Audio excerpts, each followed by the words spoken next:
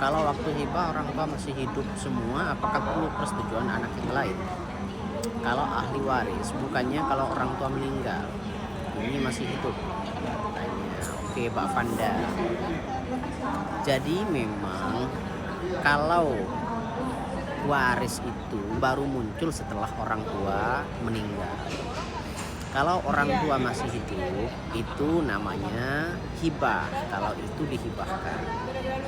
Jadi kalau pertanyaannya, apakah hibah dalam posisi orang tua masih hidup, lalu mau memberi barang atau memberi hibah kepada anaknya, apakah harus persetujuan anak-anak yang lain?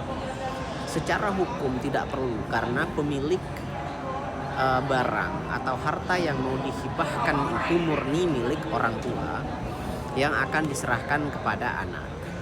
Tetapi di dalam praktek dan untuk kepentingan kehati-hatian agar tidak terjadi sengketa apabila kedua orang tua meninggal, maka dalam praktek itu selalu diminta persetujuan atau tanda tangan anak-anak, seluruh anak-anak yang potensi menjadi ahli waris. Kenapa? Karena bukan tidak mungkin, meskipun posisi harta itu jelas 100% milik orang tua pada saat hidup lalu diserahkan kepada salah satu anak, bukan tidak mungkin apabila orang tuanya nanti meninggal, nanti muncul perselisihan lalu digugat. Lalu kalau itu digugat, apakah potensi menang? Nah, tinggal dilihat. Harta yang dihibahkan itu menurut hukum kita itu kan maksimal 1/3.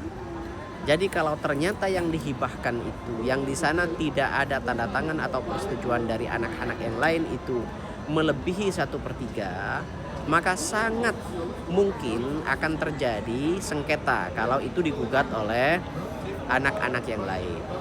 Oleh karena itu prinsipnya, kalau pertanyaannya apakah harus persetujuan atau tanda tangan anak-anak yang lain atau ahli waris yang lain, itu secara hukum memang tidak. Tetapi kalau itu tidak ada persetujuan, potensi menimbulkan apabila terjadi perselisihan atau konflik atau sengketa, itu potensi digugat, dan yang menggugat itu potensi dimenangkan karena dia tidak pernah memberi persetujuan apabila harta yang dihibahkan itu melebihi 1/3.